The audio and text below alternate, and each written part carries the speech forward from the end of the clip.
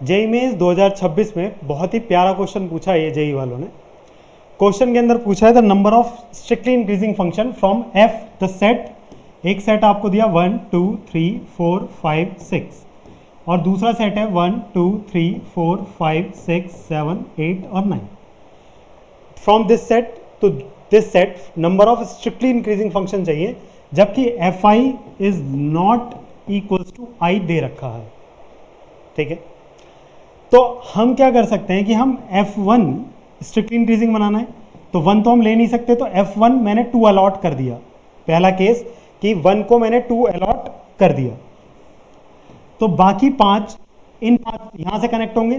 तो वो कितने तरीके से कनेक्ट होंगे केस 1 में?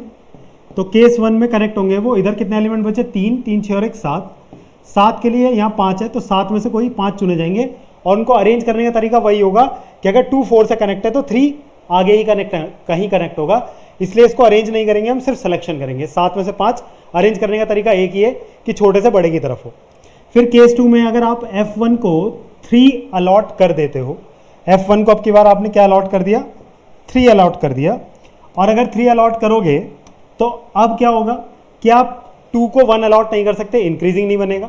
तो फिर 2 के लिए आपके पास 6 ऑप्शन बचे नीचे, तो यहाँ आपके पास 5 है तो 6 C 5 अरेंज करने का कोई तरीका सिर्फ एक ही है कि छोटे से बड़ा अरेंज किया जाए। ये केस 2 है हमारा। फिर केस 3 है। केस 3 के अंदर आप f1 को 4 अलॉट कर सकते हो। जैसे ही आप f1 को 4 अलॉट करोगे, f1 को 4 अलॉट करोगे तो आपके पास नीचे कितने बचे? 5 एलिमेंट बचे और इधर भी 5 ही हैं, तो 5C 5 तरीके से वो कनेक्ट हो जाएंगे। इनको ऐड कर लेते हैं। 7C 5 कितना होगा? 7 6 नीचे 2 1 2 3 6 तो ये आ जाएगा 21। फिर 6C 5 तो ये 6 ही होगा और फिर 5C 5 वो 1 होगा। तो 26 21 और 6 27 और 1 28 टोटल इंक्रीजिंग फंक्शन बनेंगे 28। तो इसका करेक्ट ऑप्शन होता है ऑप्शन 4। क्वेश्चन अच्छा है, सोचने वाला क्वेश्चन था।